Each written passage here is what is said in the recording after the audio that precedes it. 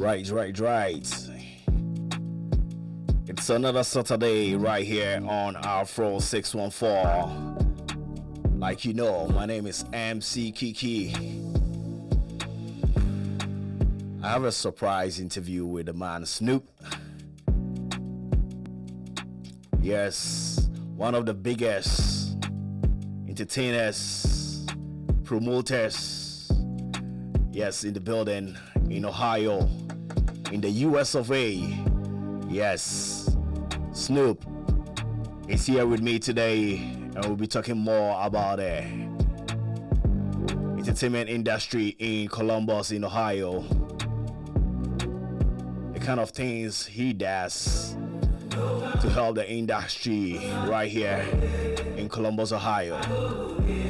So if you're on right now, just share. You're about to talk to one of the biggest industry players in Ohio, in the US of A. And it'll be an on the Shatawale backroom her first. What you say? He brought Shatawale to Columbus the first time. And he has worked with a lot of artists, King Promise, Stoneboy, all the biggest you can think of, but from around the world, like some US artists, big artists from the US, some other states. He works with a lot of, all the guys you may think of. Big artists from Nigeria, from Sierra Leone, Jamaica.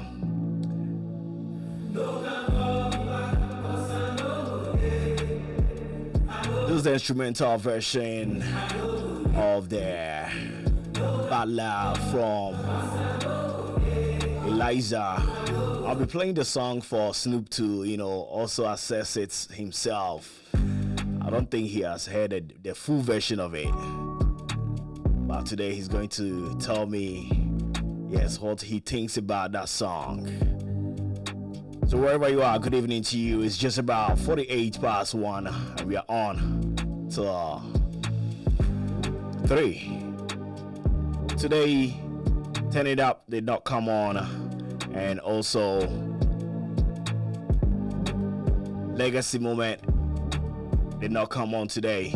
Yes, but I'm here to also entertain you and give you all the information you need, and also talk to this gentleman right here.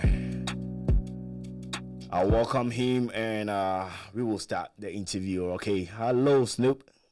Yes sir, how are you? I'm good. How are you doing? I'm hanging in there, man. Yep. In there. Yep. How is Columbus? You are the father of Columbus. How is Columbus? For me, Columbus is a home, man. Mm-hmm. Call it home now. After Africa, I landed in Philly, Jersey, but this is home. Yeah. This is my home now. I can't trade it for nothing. That's it. Yep. And you set up your businesses here.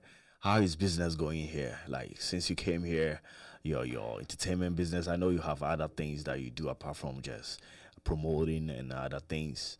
How is business treating you here in Columbus? Well, like I said, this is home. Anywhere you can build and establish becomes a home for you. Right. Plus my beautiful kids. I have 2 beautiful daughters in Ohio, so this is home for me now because of them. But outside entertainment, I've been doing a lot of things like healthcare, and have other things going even back home in Africa. Okay. But Ohio have been, it's been a blessing being here, right, compared to where I grew up, Philly, New Jersey. Over there, it's tough, but here it's like the opportunities and things are here. Right. Whatever you can tap in with the right people and support behind you, you get there faster than anywhere else. Right. So to me, it's like where I want to be. Wow. Yeah. Right. What got you into promoting or being in the industry, the entertainment industry here? What actually got you into that? I used to love to dance a lot. Oh, you a dancer? I used to be. My My older brother used to take me to a dance competition when I was a kid. We'd go there, and they give me the money. He would take it and run. That's what he used to use me to hustle. Because Okay. I love music. Okay. I was always the kid that's a loner, always by myself. Even though I was a little bit troublesome, but I didn't like to be around people much. So the only thing that got me going was music. Wow. And I used to just love to rap and sing. I would just sit there and imitate myself, just imitating other people. And then from that, and I started imitating Snoop Dogg. Okay. I would take his music, listen to them, and try to rap just like him. So, Did you actually rap like him? well, I tried. Okay. Even the appearance. You are going to do that for me today. Even the appearance. Yep. Like I try to dress and act like him as a kid. Yep. So when I moved during the war, actually, I was born in '89, right? Okay. And a year after I was born, the war started. So you're getting into that, but I would like to ask you, where are you from? Sierra Leone. Okay, so that's why you're talking about war. I want my listeners and my viewers to know why you're talking about that. So you're originally from Sierra Leone. I was born in Sierra Leone. When did you move to the U.S.? I moved to the U.S. 99, 2000. Okay. Yeah. So when I came to before I left, came here, I went to Guinea. Okay. So when I went to Guinea, I met a bunch of guys that were one of the biggest stars from Sierra Leone. All right. So my mother was like a mom to a lot of people. So we have a restaurant, we have a salon. So when people come there to eat, I would hang around a bunch of guys. They call them jungle leaders. Okay. So they was doing music. So I would just hang around them all day. So one of them looked at me and said, "Lanky Snoop." I said, "What that mean?" He said, "Because I was skinny." Lanky means skinny. Okay. He said, "You look like Snoop." And that time I used to just braid my hair down. And the funny part is the salon, every new product they have, for like relaxers and conditioners and all of that, Yeah. I would be like the mannequin. So they would use me to design different styles and things. So from there, that's how I pick up the name Snoop. Wow. Like 10, 11 years old. Just I go to shows with them. They'll put me, I do my little thing, dance. And then I left there and came to the U.S. and like right between the age of 11 and 12. Wow. Wow. Between the age of 11 and 12. Yeah. So you've lived most part of your adult life here in the U.S. This is home. That's all I know. Wow. Yeah. Wow. Did you ever think about doing music? Well, in middle school here in New Jersey, used to rap in the libraries. Skip class, go there with a bunch of people. But you know, when you have African parents, they don't believe in nothing but education. Did you come here with your parents? No, actually, I have not seen them since I left Africa. They both passed away. Oh, sorry. Sorry. Yeah, I've sorry. never seen them since I left at that Wow. age. That's sad. When you came here, you never went back to see them? I was young. And when I came here, my family just wanted me to focus. And my father never even wanted me to come home. Okay. Because he felt like you got away from this war and everything. 'Cause like I said, I was everywhere as a kid. Everything that goes wrong, Snoop got to be part of it. Because I was just too eager to explore and be out there. Okay. So when they got me out, they didn't want me back home. Oh. Because a lot of tragedies and things that I faced during the war and traumas, so I was able to Did you get out. actually see the wall? Like, were you there? Do you have any I memories? carry guns, if that makes you happy. You carry guns? AK-47s. I was one of the kids that walk around with it. Really? I swear to God. So you were part of it? I got captured. By? The rebels. So you had to fight for the rebels? I got captured leaving my house. Again, I was always out there. And they gave me a gun, tell me to go with them. And they said that you're going to be, because that's how they used to just grab kids and join them. So they gave me my own weapon, and I went with them. Spent like a few days with them, and I was able to run back home and find my parents. How was I the experience witnessed the like? world. As a kid, a lot of things was exciting. But at the same time, the worst part of it was knowing that you might not come back home. Because chances are you're going to lose your life. Did you think like that then? I don't think you would think that you would die. To me, what makes me different from a lot of people are things. I look at life differently. I don't let nothing stress me out. Okay. What's for me is for me. And whenever things are going wrong, I just smile and go about it like I don't have control over it. So even when I got captured, my biggest fear was not to lose my parents. Okay. It wasn't even about me because I really did not worry about what was going to happen. So when I got captured, my mother, my dad, my whole family were there. I just literally turned a blind eyes and just keep walking. When you got captured, your parents were around. Yeah. I can't do nothing because if they know That's your parents? there's any relation between them, the goal is they'll get rid of all the families so you don't have no one to come back home to. So now the rebels become your family automatically. And how long were you with the rebels? I was with them for a few days. Did you actually use the gun? I was taught how to use it, but Did you use it? I never did on nobody. Okay. How has that influenced your life? It created a lot of trust issues for me. Okay. I don't go. That's why a lot of people think that when they hear the name Snoop, I'm everywhere. But if it's not a show or event, I don't have. Nobody else say this is my friend I'm around. I don't do that. I'm always alone, work, and minding my business. But when it comes to entertainment, that's when you'll see me everywhere. Because my thing is, when that happened, I looked at everybody. Okay, at the moment we got into it, an argument, I feel like I got to protect myself. So I stay away from people. It still affects me. There are days where when I snap, it just takes me back from that trauma. Because I watched my friends got killed. I witnessed somebody got shot in front of me. I was chased several times. The last time I got cut, I almost got executed. What? Yeah.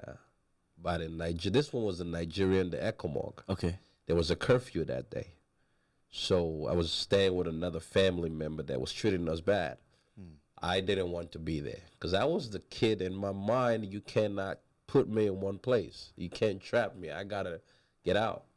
So I didn't like what happened. There was a curfew. I jumped out the window and left. I got arrested by the Nigerian force because at that time, anybody that's out there, automatically you're considered to be a rebel. Right.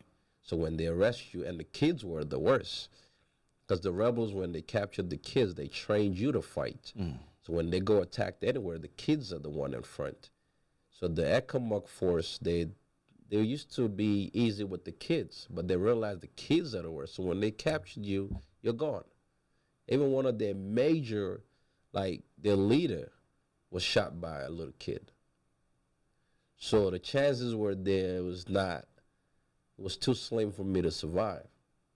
So when that happened, when I got to the U.S., I built this wall where I do a lot of things with people, but at the same time, I'm always watching my back, my surrounding. I'm very aware of what goes on around me. I mean, I've known you for some number of years now, and what you're telling me right now is really it's something very surprising to me. Like you actually was part of the war in Sierra Leone. I was born in '89. A year after I was born, the war started. So just imagine, within that time, it lasted for 10 years. So I was there, start pretty much till finish. Wow. But that's side of me. I covered that part because I'm always laughing, entertaining people. You don't seem somebody who can do that. Like who can. But I mean, it was not your choice. You were captured. Did you ever think about how you survived that moment? Because knowing that you could have gone. To be honest with you, I'm like, I have the way I look at things. I have visual things, go to bed and sleep. And it comes to me, appear like, okay, this is what's going to happen. During the war, before the war came to the city of Freetown, there were people coming from the villages like with no arms, no legs. They were being attacked from there, so they all come to the city. So we already been saying things like, okay, it's just a matter of time. Freetown is gonna be under attack. So every time this is in my head as a kid, I would used to have dreams where like, okay, I'm gonna go through this. I'm gonna survive it. So I'll tell my dad, you know, African parents, when you say stuff as a kid, oh, shut your mouth. You talk too much. Go to sleep. Yeah. Kids don't say things like that. You don't say things like that. Yeah. So at the end of the day, when this happened, it's like I wasn't even surprised when I got arrested. That's when. I wasn't surprised being around the rebels. And at some point, this is where the music thing was too. We have a bunch of rebels that lives in the neighborhood now because they came to a point they were living with the people in the community. Right. They don't bother you until they go get hit by somewhere else, and when they attack and they come, they're upset. I used to sit around like 4 or 5 in the morning. There's a bunch of people around us. I'm the one singing for the rebels because we got to keep them happy. They don't want nobody to go to sleep because when it's quiet at night, they sleep and they feel like they're being attacked. So we got to come out, sing for them in the middle of the night. So I was that kid singing, everybody clapping. I could make up songs just to keep them happy. Right. Until they didn't want that no more. They started attacking us, killing people. They burned my auntie's house. There was a bomb that landed on my house. What? Yeah, even where I was standing one night, there's a bomb that landed right behind me with no scratches, nothing. Even my father thought I was dead. I heard my stepmother saying, oh, let's go. He's gone. He's dead. But I can hear them, but I can't move because there was like things on top of me. So when I got up and I screamed their name, my stepmom thought I was a ghost. He just like took off running. But my dad picked me up and we left. Wow. So I literally witnessed this. I was in the process of doing the book and things about it, which I talked to. Even the Stone Boy guy that came, he told me whenever I'm ready, he will help me do some video thing if I'm into that. But I've been working in this since 2001. Been writing about it. I had a book title and everything, which was the name was Will Tomorrow Ever Come? Wake Up Freetown. Yep. And I got that title based off the war. Okay. Because when the rebels were attacking, the only thing they were saying to us was like, you guys will never see tomorrow. Wake up now. Wake up or you will die in your sleep. So now I'm asking, will tomorrow ever come? Wake up, Freetown. We are talking to the man Snoop. I brought him here to talk about entertainment, but we are getting into something else. That you never know. And I'm interested in it because this can actually change your future. This can actually make who you are now. Did you? I don't want to get you to that mood, but did you ever lose somebody who was so close to you in the war? Yeah, I did. I did, and I lost someone that the war affected so much, and they end up losing their life. Yeah. When you see Sierra Leone today, how do you feel? To be honest with you, that's where I'm from, but this is home. Okay. I literally, sad to say, I don't even want nothing from there. Because I felt like, to me, you know who your biological mother is. Okay. But for some reason, she want nothing to do with you. Gave you up. Someone else come. I want to get into that. What got you here? What was the situation? Is it that one of your relatives tried to bring you here, or My grandmother been here for more than 40 years. Okay. She been here. I have relatives here that's been here before I was even born. Okay. But so when the war started, the U.S., it was so bad, they come up with this program called the resettlement. It's just for countries with war, and they do like a lottery. They call your family, oh, since you got someone there, they give you opportunity to go for an interview. And all those people want to know is, like I tell you my story, they want to hear your story. Okay. And if they can find it legit, they did their own investigation, you get a visa to come here. Wow. So that program brought you here. That program brought me here. The sad thing is I wasn't even supposed to be on the program. Okay. But the person that was in there didn't survive. So I'm here. The person that was supposed to come Didn't survive. Wow. So Snoop got here. So, so when you were told that, oh, you qualify for this program, they did everything. You did your interview, and you realized that you were living Sierra Leone. How was the feeling like? I left the Guinea's where I Guinea. took off. Okay, you took off Sierra from Guinea Leone, leaving Sierra Leone for me, I left in a fishing boat in a fishing boat. at night. We left around. Were you maybe- running away? Oh, we have to. We can't travel during the day. 'Cause Okay. The rebels they won't allow nobody. They just like if we go. With your parents or? No, I left with some family members, Okay. uncles and aunties. Because now the rest of the family, we have to leave the country and move to Guinea. And then so we all left and came to Guinea. Okay. Let me ask this question before we move on. I'm sorry to ask you this, but I want to know. You said your parents passed. Was it because of the war? No, my mother was sick. Okay. And my dad too was sick. I wanted to clarify that No, that they did not get killed because of the war. No, So they didn't. yeah, they But died. my father almost did. Okay. Because you know, Africa, a lot of this political thing. My dad was close to the president. Okay. They traveled, they do things. So when the war came, at some point, someone have to stop the people from going through the villages, like transportation. Because what the rebel used to do, they'll wait for the trucks and people are traveling. They will attack these vehicles and steal their food, money, and kill the people. So my dad was part of the construction, road construction, which they call SLRA, Sierra Leone Road Authority or whatever. And he was also part of the drivers union. He was the vice president for that. Right. So they put sanctions on these cars from not going to the city, from going to the villages. Okay. So the rebels knew his name. So at one point, even when they came to the house, they asked, they don't know him by face. Where is Mr. Kamara? He said, oh, he don't live here. So if he was going to say, oh, I'm Mr. Kamara, that's it. they would have killed him right there.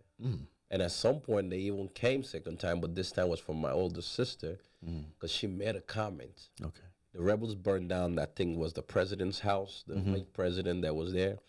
And my sister was like, oh, that's a beautiful house. I heard they burned it down.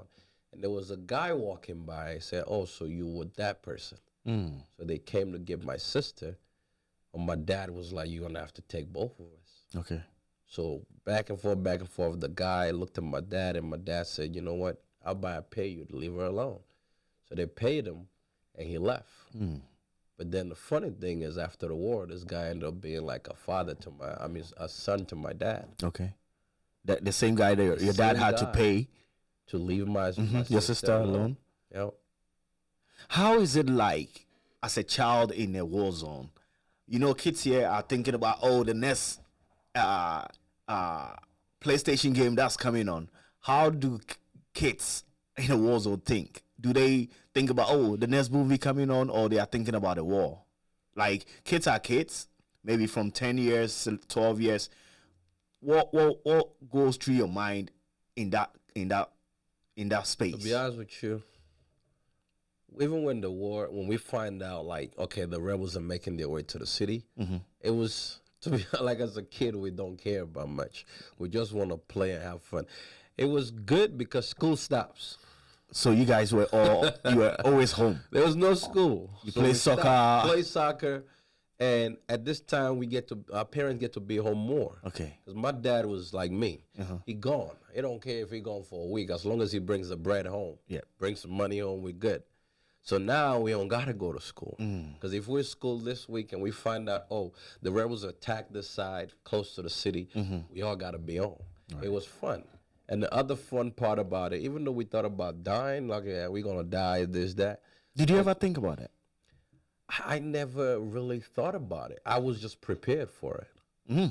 Prepared that you're going to die? Because the reason for that is, like I said, the way the war was going, chances of surviving wasn't there. So my thing is, like I said, I've always looked at things differently. I will visualize, like, okay, this is what my life is going to be like. And then if I go to sleep, I pray about it. I will literally visualize, see that it's like in a dream for me. I knew I was going to survive the war. So that's why I wasn't even afraid to. When my father would lock the house, I would jump out the window And like there was a time where there was no food. Everybody home. I left to go find food. In the process of that, You got someone captured? got shot.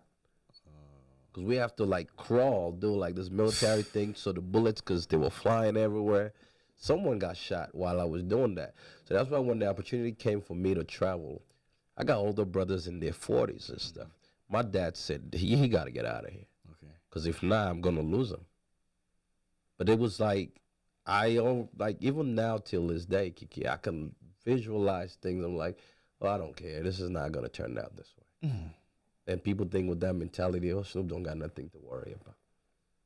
So you said like you left Sierra Leone in a boat. Yeah, the fishing boat. How long was it?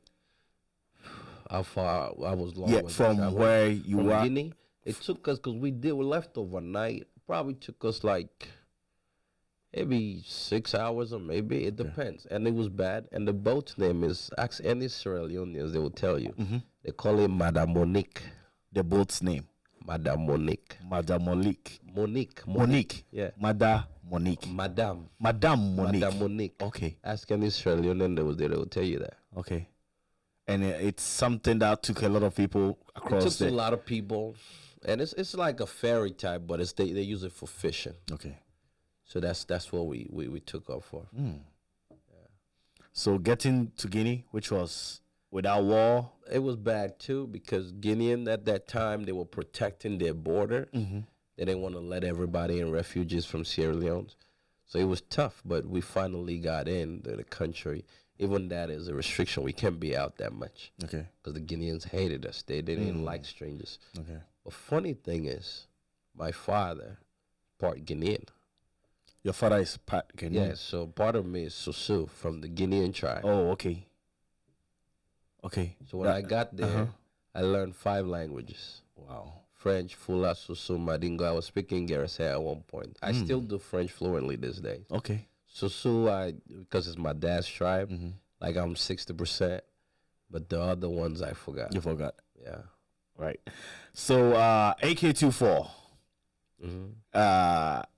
was Big Sam. Yes. He wrote, he said he needs a Ghanaian passport. He's one of the best promoters in the city. Yes. A war, what shall I say? A survivor of the one of the biggest wars. Diamond, pretty much. That's what it is. Now turned a promoter. Yes, that will be the headlines tomorrow. So, wow. When you got to the US for the first time, what was the feeling like? I felt at peace, but that's when it also started hitting me in the mind, the head, like, I want to go back. Really? Yes. You wanted to go back to Guinea or Syria? Because to me, and this is something about me, if I care enough about you, I don't want you to ever walk away or leave me, no matter what, whether as a friend, family. So I just wanted to be back with my parents, but I couldn't. Okay. And something tells me where that might be the last of them. So I'm always thinking, like, I want to go home, to a point where in middle school, 6th grade, I was so bad, doing everything possible to get sent back home. Yeah. That was intentional, doing bad Intentional. Because the kids were mean. I got kids calling us names in school. African booty scratcher, go back to Africa. And just imagine, me just coming from the war, I was so mad. I used to smack them around. Wow. Get in trouble. Me and the principal used to eat lunch. Because they can't have me in the lunchroom. So he has to take care of you. Yeah, he has to be close to you so that you don't cause any trouble. I don't cause no trouble. That's it. Because I wanted to go home. That's because my auntie I was living with felt threatened by me being there and my mother. Okay. So she just make it obvious, like, I don't want you here. You got to go. So I was like, oh, that's even better for me. Now I want to go back home. Well, my father never wanted me back. He said, no, stay over there. And I never knew why until he was ready to pass away. He said, you are next. You're going to take care of the family. So don't worry about me. You're good. but I always wanted to go home. I enjoyed part of the war. Okay. The reason why we have the freedom, and when the war dies down a little bit, we ate food that we never get to eat on a normal day. You know, in Africa, if they kill a goat, you've been lucky to have the meat, the good part of it. The parents get to eat that. Yes. So, but during the war, all the neighbors that were mean to us, we opened their sheds, their kitchen, take their goats, chicken, we cooked it. You can eat it because Nobody's gonna say nothing. We ate a lot of goat meat, chickens and stuff. People have started doing like they're raising their corns and things. We just ate good food. We ate good. Wow. We have there's this cookies called BP5. It's like biscuit. That thing was literally just one. You're good. We have all type of food. No, like nobody can tell us what to do. That's the best part about it. And the sad part is when it's all said and done, people are dead. Yeah. Like I remember we were crawling over dead bodies to get to the other side of town. Wow. Yeah.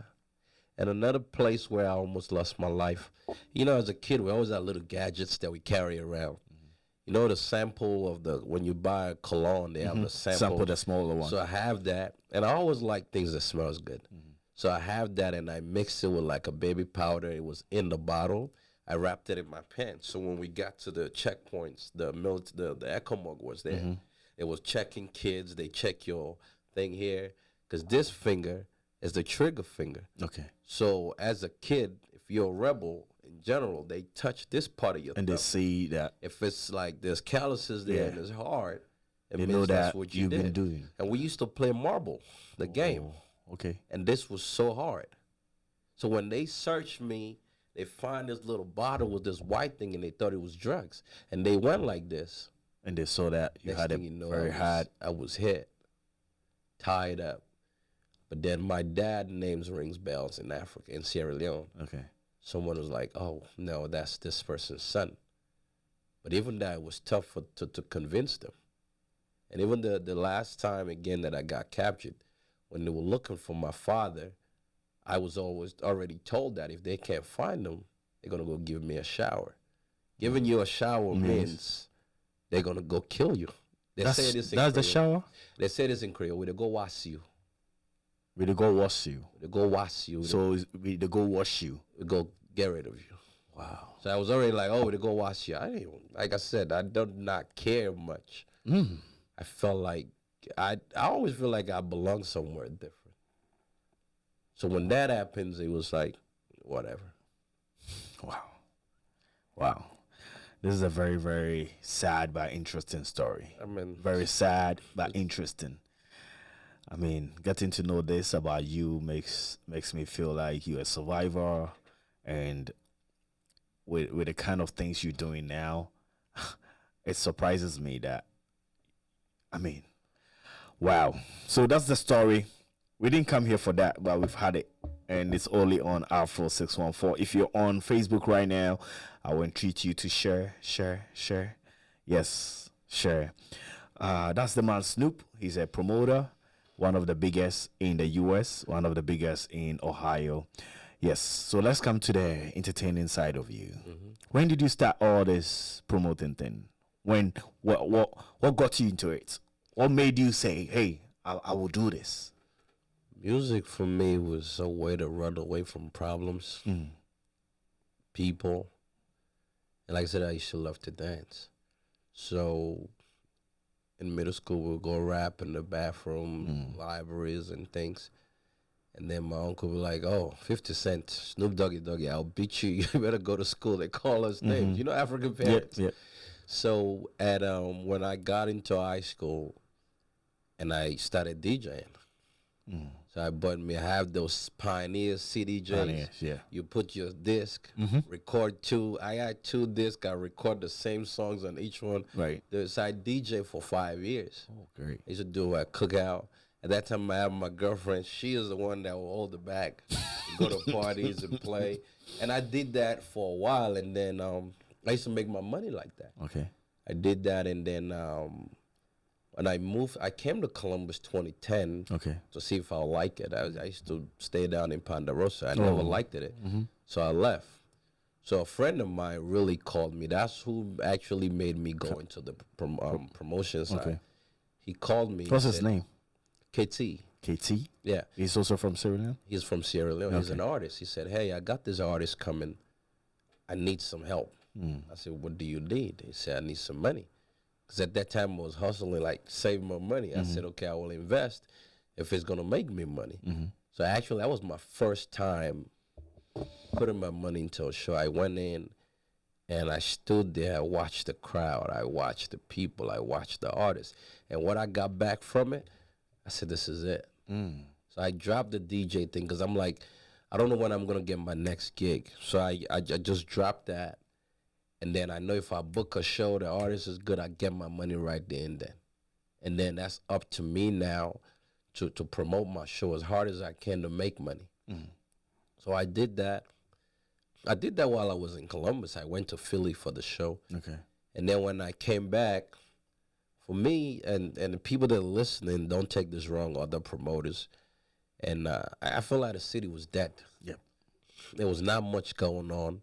So I met a guy named DJ Yusuf. Yusuf. Okay. You know, we met each other, and well, before I did a show with him. I came to one of his events, and there was a fight going on, and some guy put his hand on him. I was like, "Hey, man, listen, I don't mind help you out if I have to." And at that time, I had my security company, and we go to this event. I bring them with me. So I was like, "I can protect your event." Yep. So when he find this building, he called me. It's on Cleveland Avenue where we pray now, the Sierra Leone Mosque. Okay. So he was like, "Hey, I got this building. Let's come work." So we invest into the building together, built the stage, everything. We named it Royal Mix. Royal Mix. Yeah, then we have African Love Hall. African Love. African Love. Love Hall. That's Yusuf's. Okay. So that was his brand. So we put it in the building. We used that. And the other side of the room, we call it the shade room. So the shade room we have one for concerts. We have one for clubs. So we did that. And when we started, we sat down together. And since I was new in Columbus, I was like, I got to do something to just let these people know we're here. So we sat down, we built the team. And then I was like, hey, we need to come up with an event. So another guy from Senegal named Valdi, he was like, yeah, let's do it. So Yusuf, we came together and we booked. The first show we booked was Egyptian. Egyptian? Yeah. Oh, that superstar Egyptian. Yeah, me one feel. Yeah. Yeah. So, ding, ding, ding. yeah, so we called them and he accept the contract. We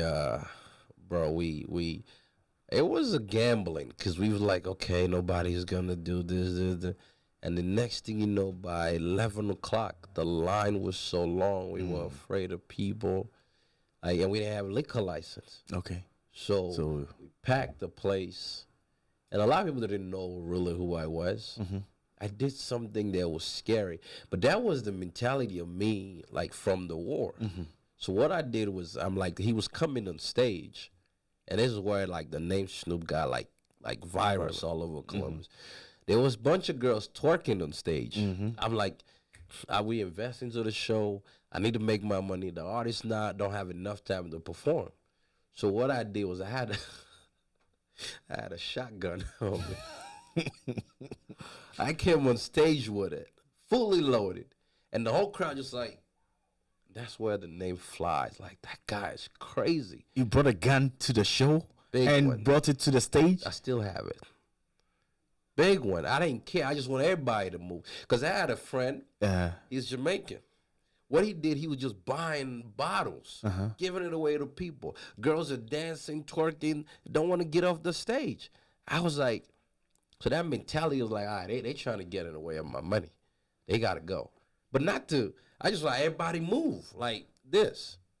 That's when the Jamaican community, Sierra Leone, everybody was like, yo, that's a crazy kid. But Kiki, I promise you, I won't even hurt a fly, man. I don't even argue. I don't fight. I'm quick to apologize to someone. You step on me, I'm like, I'm sorry. I don't even apologize to you even if you're wrong to me. Yeah. Find one or two person in this town that will say, me and Snoop got in the fight. And if there's one, they will tell you they put their hands on me. I don't do that. I don't argue with people. Right. If anything, I want the peace to happen. So ever since that day, we did that first show. Was a success. It was a very big sold out show. And then we started working with African Radio. You didn't get in trouble for that, pulling the gun? No, because what we did, the security was my security team. And they were armed. So we make sure all doors were protected. So if any cops or whatever coming in, you still gonna they're protect go like, hey, Snoop. Yep. And but besides that, it was a new building, so the county or the police didn't know about what was going on yet. Yep. So we were able to get away with that. Right. But then when that happens, I was like, all right, everybody talking. I go places like the Jamaican, like, yo, you crazy? So I went straight, registered the business. Okay. Got everything paperwork legal, so even when I'm doing my thing, nobody bothers me.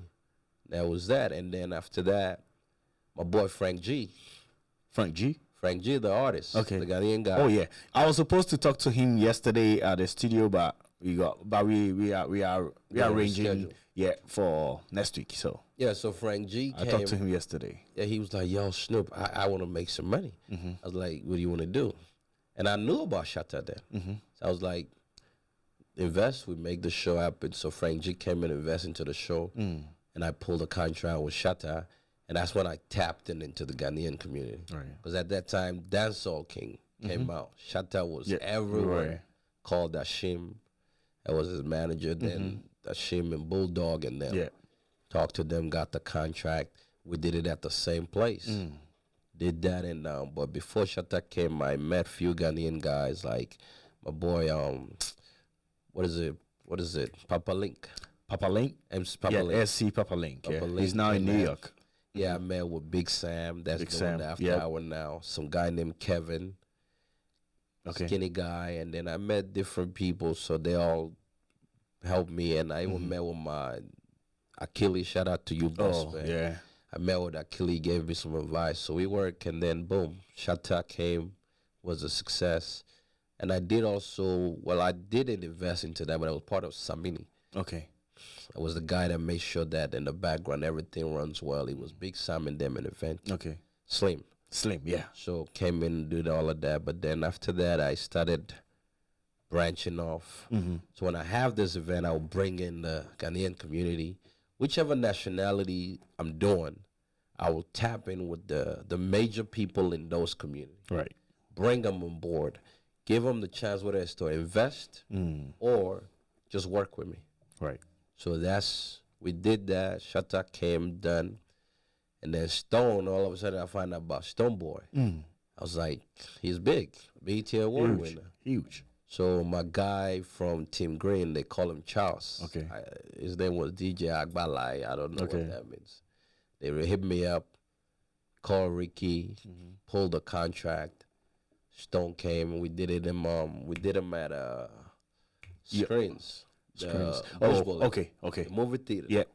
But that movie theater we built there, we put stage, everything. There was we packed that up, sold that out. And then that time I did partner up with Globe. Okay. And then big cast and then so we did the after event there. That's done. And Mr. Easy pulled that again. And with that I got an iPhone from that. Eric. Blibo. Yeah, wherever you are. Me an iPhone to go pull the contract. Yeah. Did that. Easy came, we did a Red Club, sold it out. And then Malik Berry, guy that did Control. We brought it in to Blibo and them Globe. Yep. Sold that out. And then we started tapping into that again. We did Mr. Easy again. Then DeVito came. Different artists came by. And then I said, you know what? Everything you do in life, you got to have a passion for it, make it yours. So I opened my own place. Yeah. On 161. 161, yeah. I had it going, liquor license, everything ready. But at the same time, while I was doing all of this, people are going around like, oh, he's a bad guy. Oh, he's the appearance, how he looks. And some of these are my own people. from where I'm from. Yeah. Making rumors about me. I even got set up. Wow. 20, I think almost 20 officers were looking for Snoop Around Columbus. in Columbus. So I'm at my concert with Chronics, Mm. the Jamaican guy, Yeah. Chronics. ready to do the after event. Boom, they bop up on me. Wow. Took me downtown. Even when the police, when they looked at me, they was like, because I give people this impression like, stay away from him. That's which to me is good, because,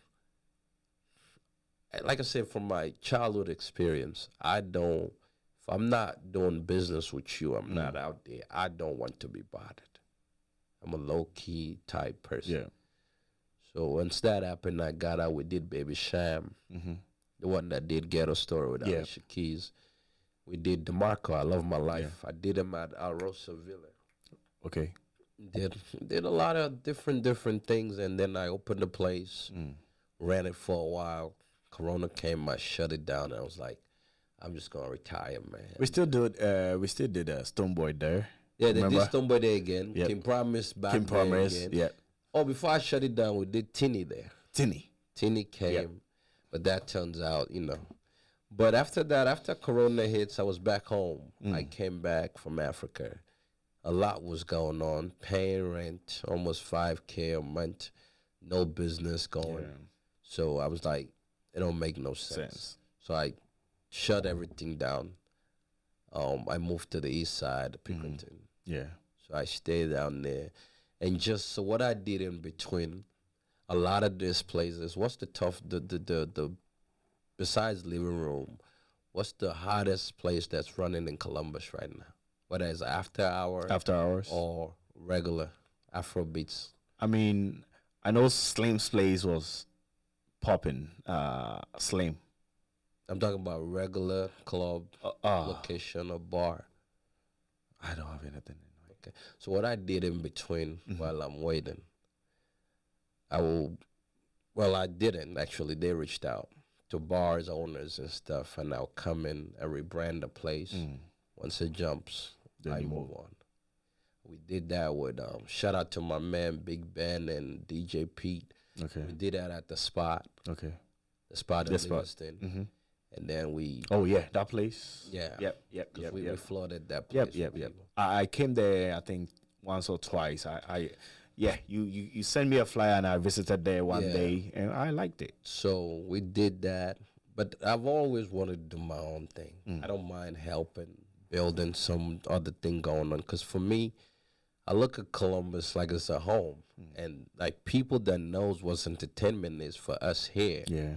If it goes bad, they will say blame everybody. So even events that has nothing to do with me, I will come Still be there. and push it, use my influence to get it to be successful. That way, we all in there. So between that time, I'll go to these places, jump their spot, move on, do my own thing. I did pull few contract, like Bella Shmurda came. Okay. I got the contract, but it was a lot going on, so I moved it to my people, and then we did it, and they did it in the living room. Okay. So in between, I was just like floating around until I said, you know what? When I come over retirement and I'll do it in full again. I was chilling until this guy, Big Sam, showed up. Yep. Shout outs to Big Sam. Shout out to you, my brother. Yep. But before, when he left, I guess he was the man before I got here. Yep. So I tapped He used to in. do that long time ago. That's what I heard. That's when AK24 started. Yes. So when he came back, I met with him. I felt his vibe. I was like, all right, we're going to work. He's a good guy. So when Stone came, he was like, bro, we got to jump on this. So with me having that experience with Stone more than once, so we did. And came in, me, him, Zaga. Yeah. Three of us came together, went in on it. Yeah. And it was a success. It was great. And after that, I feel like I'm back from retirement. It's great. It was great. I liked it. And I liked the fact that everybody pulled up and everybody was there too.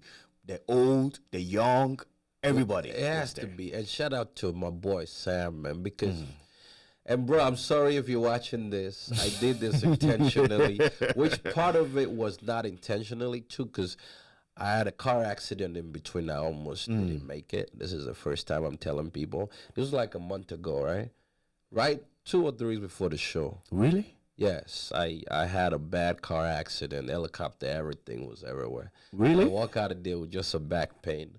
No, nothing happened. Where did this happen? 670 going towards the west side. Okay. So I think I have a photo here. But my thing is, what I did was when Sam was doing this, because I think he'd been doing the parties, but this is a major actual concert. Yeah. So I just sat back with everything I was going through. Didn't do much, but that man, he did.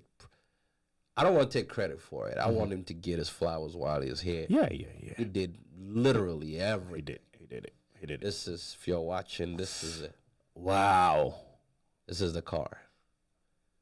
That thing was total gone. Airbags from everywhere popped out. Whoa. I never mentioned this to anyone, but today. So this was why Sam was like, yo, just chill, man. I got this. No, I was there. I sat back and watched him, and he did what he had to do. And I want, if you're watching this, that was that man. Even though our name was in there, he made it happen. Yeah. So shout outs to Big Sam. So you've done a lot of events here. Okay. Would you say that all you've done, you've gained something out of it? Have you made money out of it? So it's a gambling. Some days the money is in there, some days not. But like I said, once you have passion for something, Right. you just hope for the best. And whichever outcome you get out of it, you accept it and move on. Yes, like when I had the building, I made money out of it. Okay. You know, today, I built a home today in Columbus from ground up. Has a lot to do with that. Yes. And part of that, I had a club in Sierra Leone called Snoop's nightclub. Oh, okay. So part of his entertainment was part of all of that. So for me right now is just watching the city and the guys that are promoting. Shout out to all of these DJs and my boys from Living Room, Frankie Guru, Manny, Elvis, all these people. And the Sierra Leone community, my DJs, Yusuf, shout out to you, even though we don't see eye to eye, but your blessing is still on me while I'm here today. Right. And all these other people that supported what we do. But yes, I could say that I've successfully made my way out of it, and that's why I'm still in it.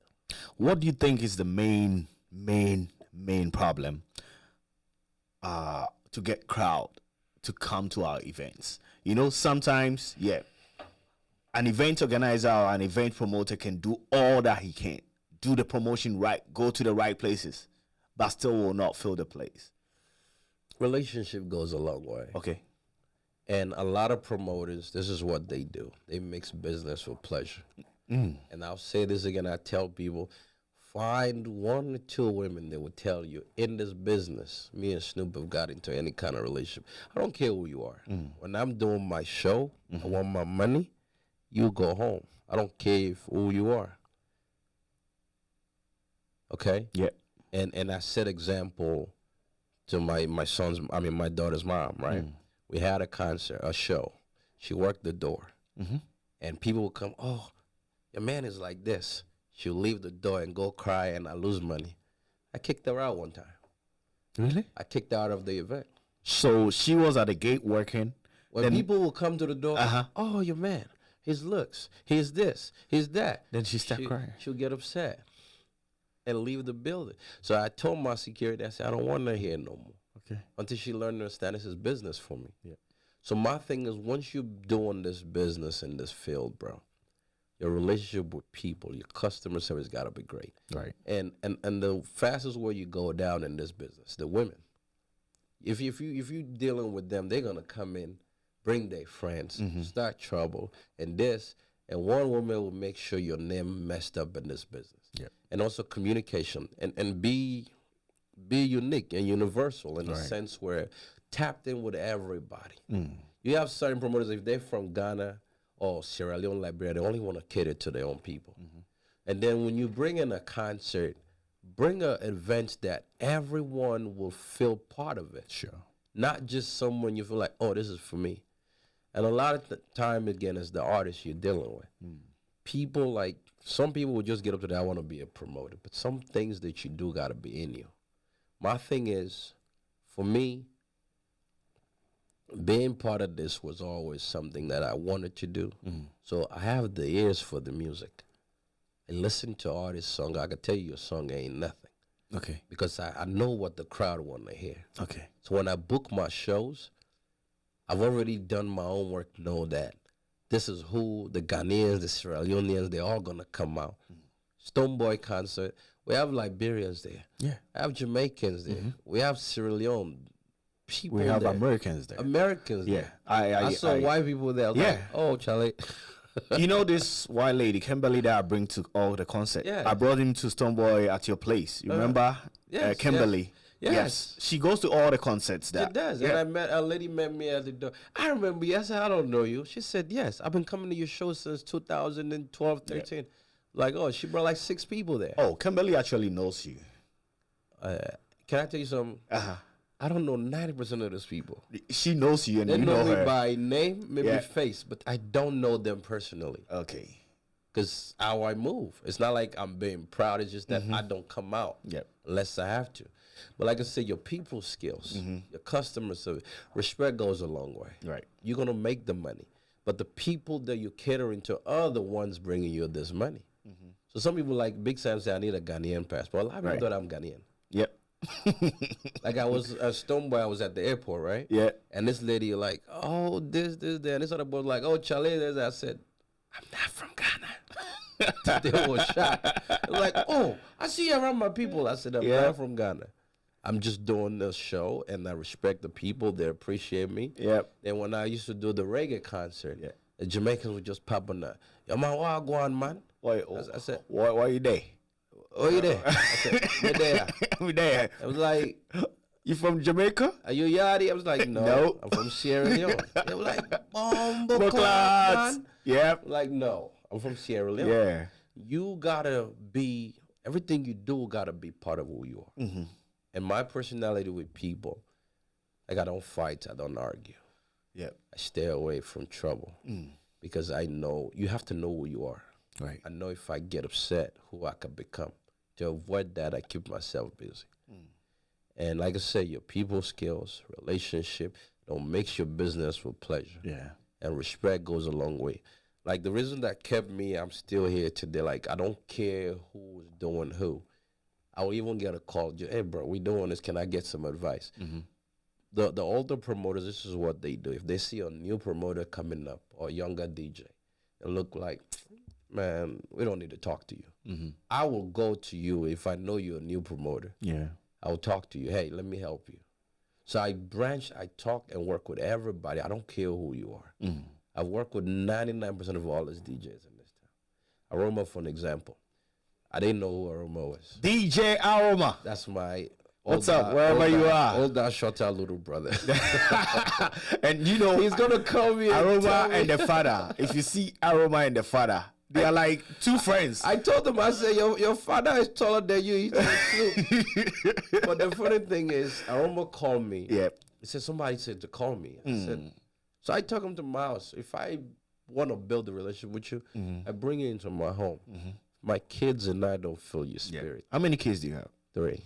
Okay, great. A son that's going to be 13 next month. My daughter is 10, about to be 10. With your beautiful wife. Yeah, and my other daughter is going to be 2 in June. So that's the 3 right there.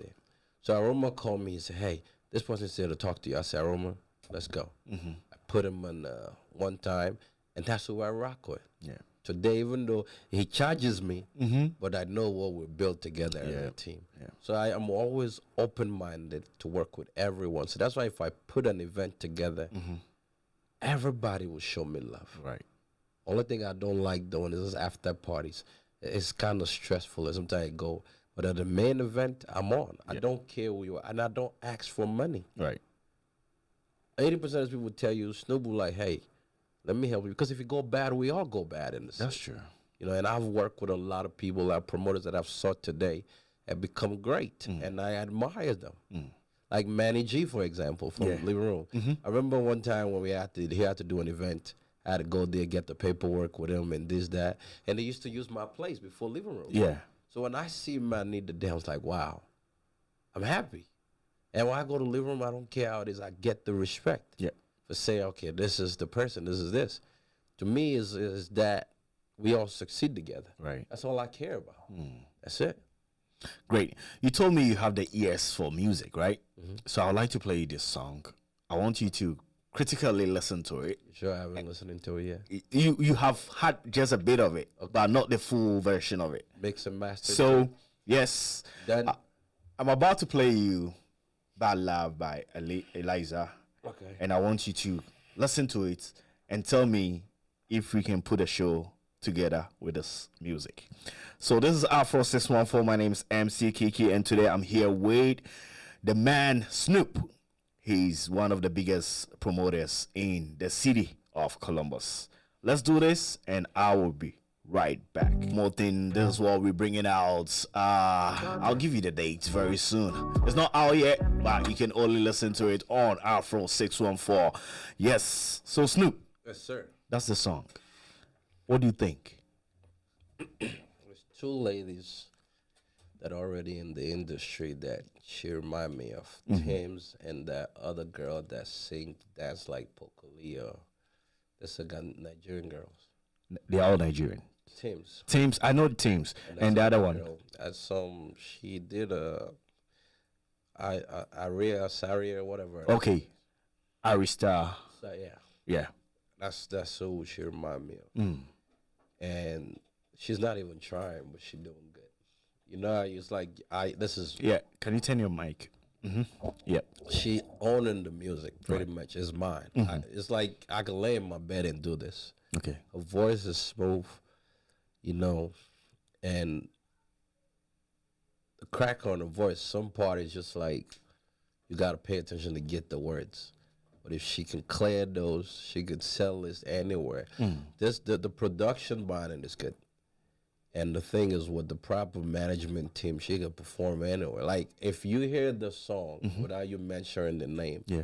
from someone that doesn't really know those two girls that I mentioned, would assume it'd be her. One of them. Yeah.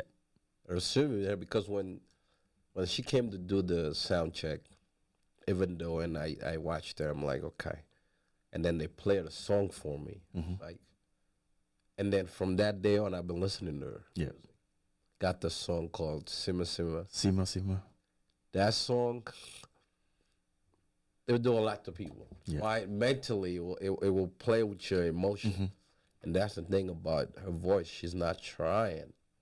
You know how some people have to, it's like, Put an fighting with the music. and Yeah. do all that to their all voices. the extra Yeah. mile, they're fighting to be who they are. It's like, this comes to her naturally. Yeah.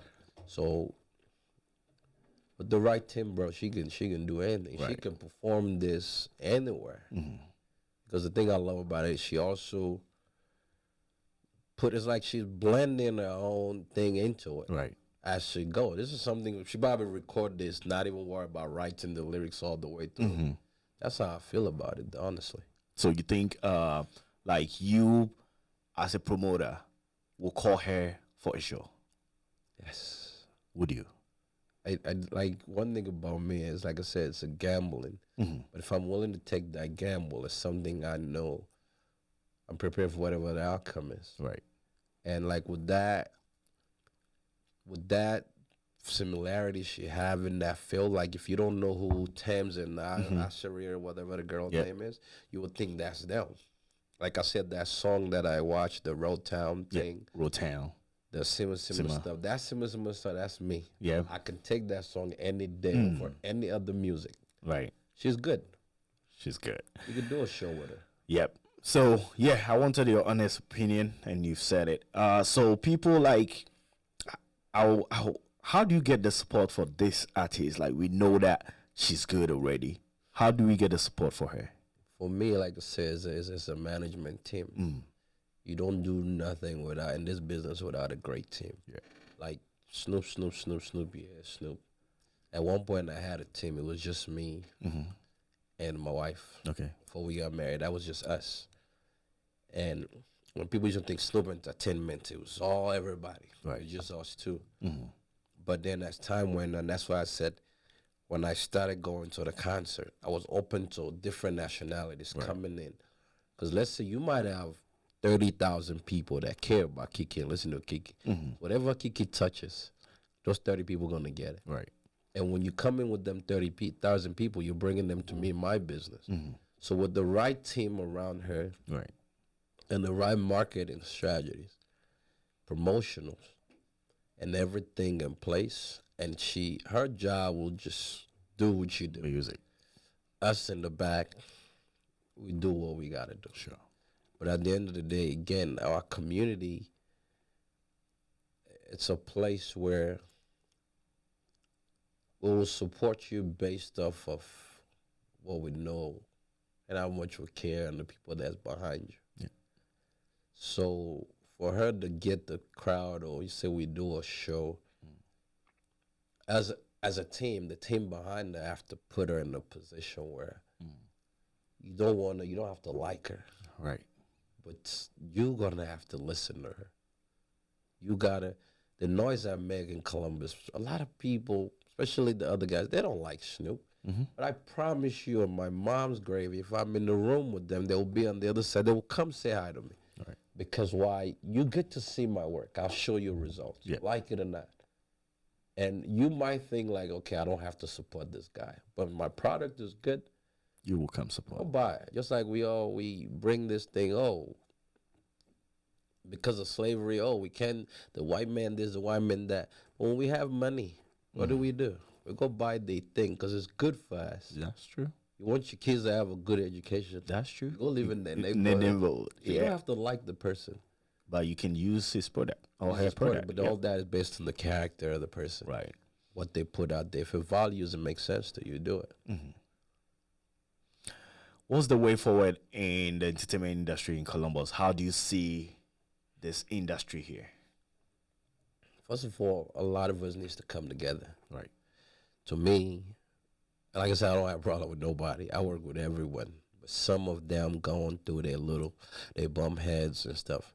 And once we can come together, because I'll tell you what, even the artists that comes here, Stone, shout out every single one of them that have touched this town, they will tell you Columbus, for them, this is where they have their greatest event. Yeah. Because they can connect with the crowd, the people. And some of these artists now, as big as they are, I promise you, you can pay them. But if they don't feel like we enjoy ourselves, what we do, they're not going to come. I mean, when I met Stoneboy, I was interviewing him at the airport. And what he kept telling me is like, this reception is mad. He's only coming for some few hours. He didn't spend more than 24 hours in Columbus. No. He was coming for just some few hours and looking at how we welcomed him. That's all he was saying, like, this is top. This is top. And he had a good feeling about Columbus within that few hours that he spent here. He been there before. Yep. And me, when he saw me, he's like, he grabbed me. You see what he did to Chipalago? Yep, on the stage. He grabbed me, Yep. see you. He hugged me. Yep. And that's when a lot of people now, they look at me at the airport like, who are Who's you? this guy? But I like to say my work speaks for me. Yeah. And the first time he came, he was going through the transition of the surgery. Yep. So when we brought him, and we could tell, like, okay, Columbus, people got a lot of energy. Yeah. And they're gonna enforce that into him, like, you gotta move. So we took him to the store. Shout out to my man Fabio. Fabio, yeah. He did great for us. He gave us we used his range that day. We took him to the mall. Yeah. We bought him a shoe that will make him very comfortable on stage. So when he was even dancing, a lot of people didn't realize something was wrong with his leg. So that relationship, we build it with every artist that come in. Yeah. And Shatta sat on the floor. After we don't fight over the phone. I'm not coming. I said, you don't have to come. I said, but I promise you, you're going to pay me my money. Yep. So when he showed up, he sat on my house, on the floor, ate with my daughter. Yeah. That's a lot of artists don't do that. So we built that relationship with every single one of them. Yeah. Mr. Easy came, my daughter, that's what we do here. Yeah. And that's the way forward. I tell these people, I'm not cocky about what I say. I say these things to them. I said, when I come back, like Sam brought me back into this fully, you either with us or you're against us. If you're not with us, we're going to, your neck crush you. Stop on your neck to get where we want to go. Yeah. If you're with us, we succeed together. Yeah. Because I don't care how big you get in this business. If you don't have a team, you don't make You don't it. have nothing. And that's the team we want. And if we build a team against you, we're going to crush you. That's true. And another thing that a lot of people don't understand, a lot of us that do this, this is not our source of income. If it was a source of income, You might. you're like, oh, we're not going to go support you. You don't want, you don't come. We're going to pay our bills at the end of the day. That's true. And the money we invest into the shows, as the money we're like, okay, we win, we win. We lose, we lose. But we have ways to feed ourselves, take care of our family. We all have jobs, businesses, and things to do. So when we go into this, we go into it with the mentality we got to win and the support. But we're going to go out. We like Sam was doing, we interact with the people. We give them what they want. Like that show, Sam was worried. He was like, A little "Oh, bit. Snoop, A little bit. ticket sales." Yep. And I would like talk to him. I get off and I would laugh at him. Like, Yeah. what's going on with this guy? Just wait. Wait. When Stone touched that place, because Columbus, the people here, They want they have to see to believe. Yeah. And by doing so, when Stone hits, he's like, yo, he sold my ticket. You have your tickets, I got 30 tickets. He took them and sold them. But my thing is when I was just chilling because I know who we're dealing with. Yeah. I know the people. And when we got there that night, I was at the door. There were people coming in. I was in pain. I could barely stand up. My back is killing me. But it was a successful show. So was great. moving forward, I always talk to them. Like at one point, I even suggested that we come up with a like it's not. Well, I learned this from Africa when I started visiting. They call it unions, DJ union, actors union. So that means we all come together. If we Speak don't one like it, language. we fight with you. Yes. So I was like, Zaga, Slim, call all the DJs. We're gonna start. Any promoters that don't dance start touring, we're gonna mess you up. Yeah. So I did it at one point. And I have my place right. Some of these promoters that started with us, working, they had their place, and I'll go there. Like I said, I can do my own. Like Twist. Yeah. Before when Cash and Boy and then we was gonna take over that place. Okay. So when Eric and them took it, so Eric is my boy. That's like a father to me. I love you if you're watching this, but I gotta tell the story. Yeah. So I used to come there. At some point, I felt like, bro, it's me. Yeah. I'm the guy you bought an iPhone for just so you can get on the business to show you how it works. So I went there. I get water. They have to sell me a bottle of water. So I'm like, I got you. So what I did, I went next door, opened next to him. Okay. While they having the show, they sell it. I'm doing mine for free. Yeah. And Yeah, I it have was the very license. close. It's just like 2 minutes. Across the street. I have my liquor license. Yep. You don't. At that point, they didn't. So I can make money at the bar regardless of whether I get. So while they having I got a free show. So that's the mentality. Like, we're going to come together as one. Right. I don't have to like you. But I got to respect the fact that when you're doing things, I got to support you. Sure. So moving forward, what we're trying to do is, for me, I'm saying this to all these people. Like, I know my way to move around. I'm about to come out. Yeah. After Ramadan, we're coming out heavy. We got a building that's going to be ready, and then me and Sam working on another thing. So we're going to reach out to everybody. Right. Extend that opportunity to work with us. If you don't, we're coming for you.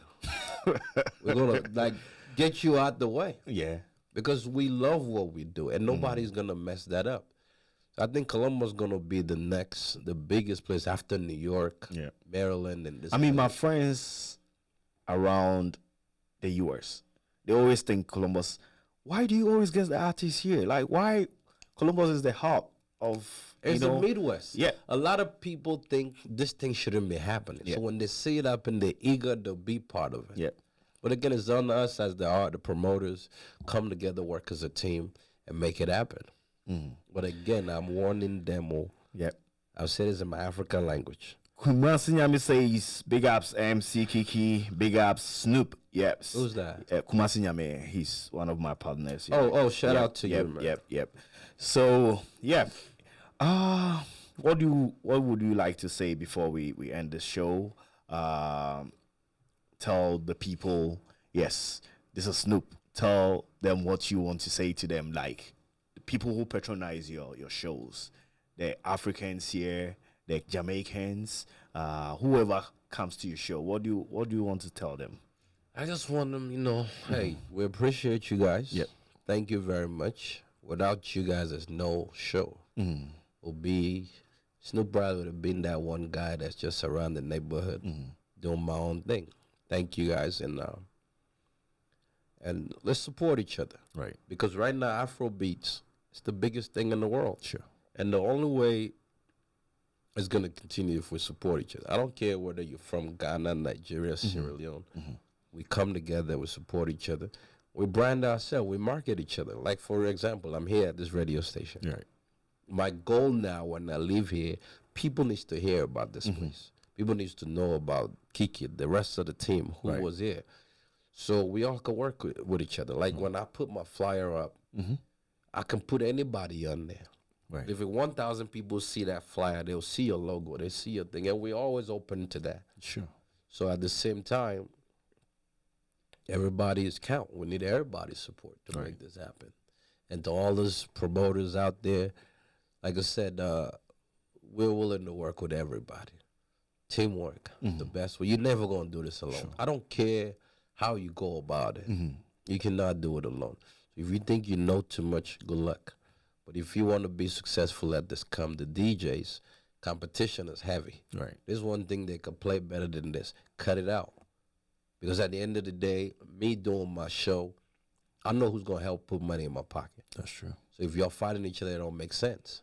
Come together as one, promote each other, talk about each other's businesses. We don't have to clash on dates. Me, again, I'm not bragging. If you clash on dates, I feel bad for you. Because I will sabotage your event. I will win. Because that time now, you really won the show. And I'll go get your people.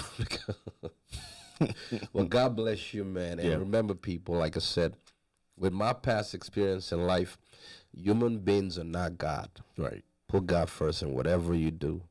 Pray about it. Make the right decisions. Have something to fall back on. Like, once I leave here, I'm going to work. True. I work in the healthcare field.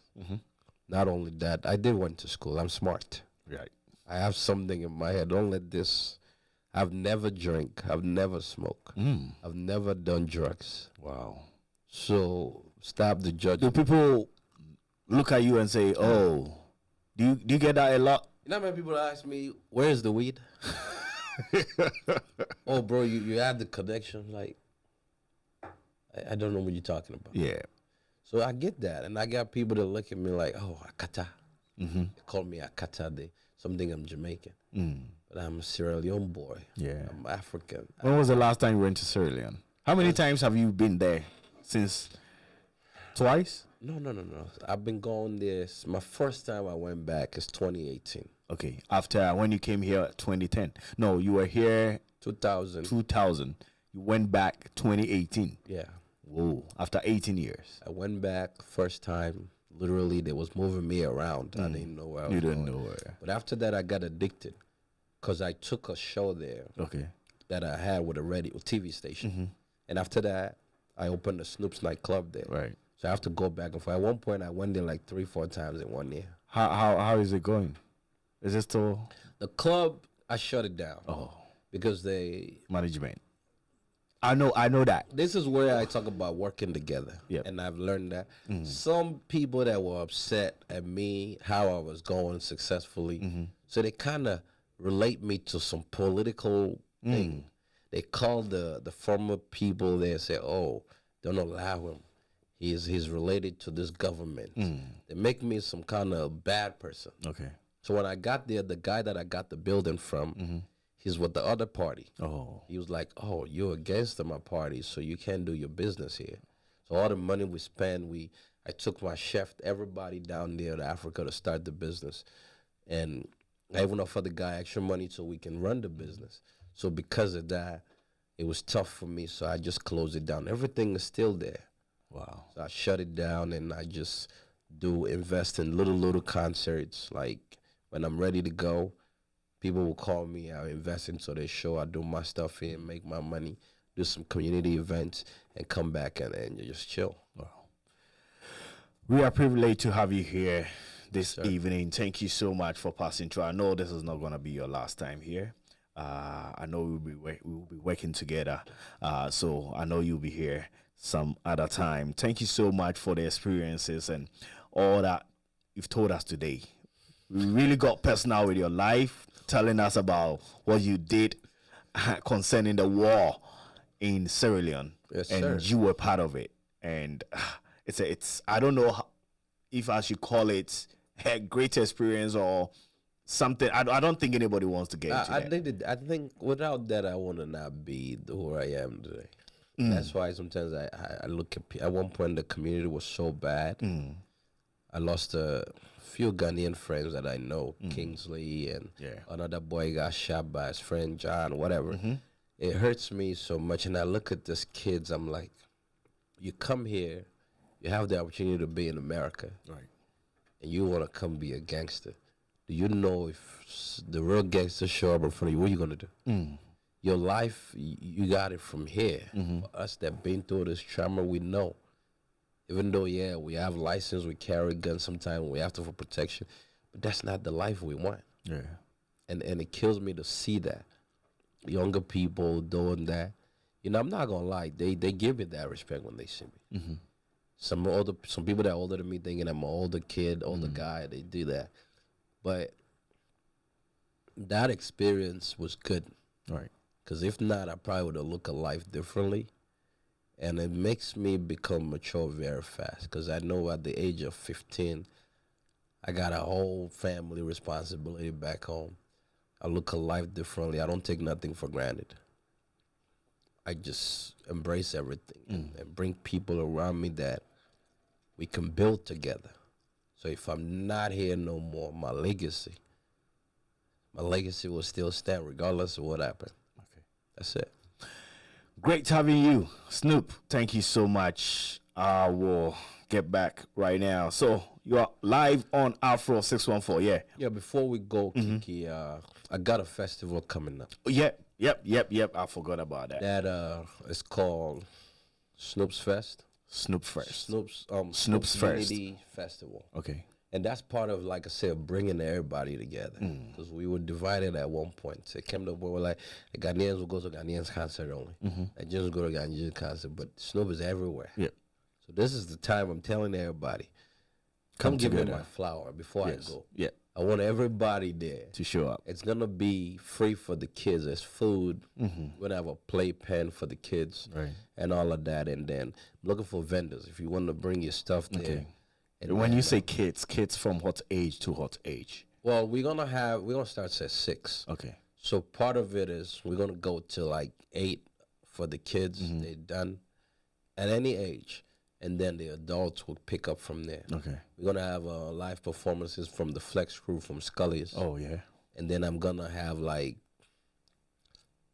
in Columbus alone, probably have like 7 or 8 artists. Out of state, I'm probably going to bring like 5 to perform. And then after that, we just go inside the building and continue in there. From there. But it's going to be, like I said, free food and things there for the kids to play. It's July 28th. July 28th. Yeah. July 28th. Okay. July 28th. It's going to be on a Friday. It's on Westerville Road. And my boy DJ Roma is on the bill. He's working on the flyers. I'm going to work with a lot of them, like Zaga, KT, Burundi, Swim. There's a lot of people going to be on there. My brain party. My boy DJ Ben going to be there. I got Fred. A lot of people. I want it to be good, man. So after the kids session, how is the adult session gonna be like? Is it a concert? Is it everything gonna happen outside? Okay. So inside I got some VIP sections set up, and with some of these artists that performed, I'm gonna play their music. Right.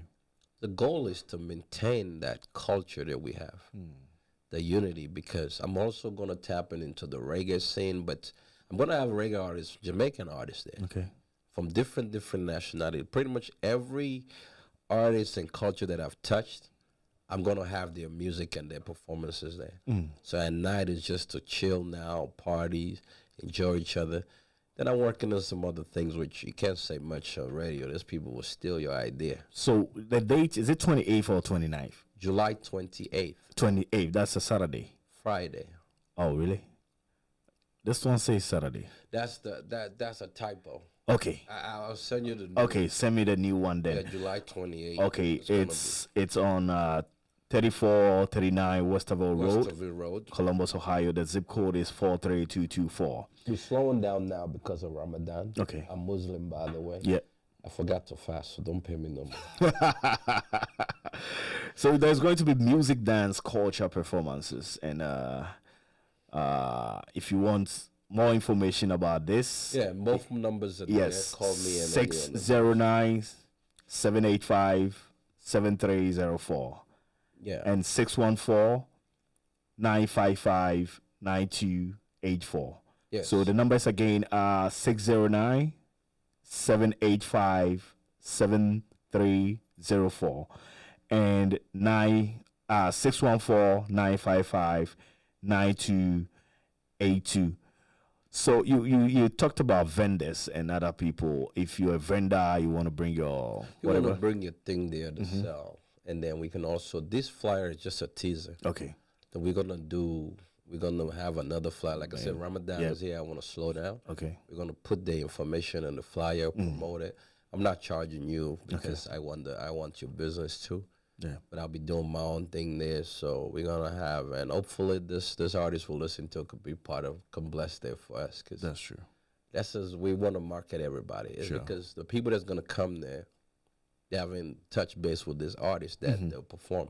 And in Ohio, a lot of these artists that I've been with, that I've worked with, they do good for themselves. They go record, they do this, but their music, Stays with it. people don't give them that ear. Yeah. So part of this, so give them that platform to know, like, hey, we're here. Right. People see them, listen to their music.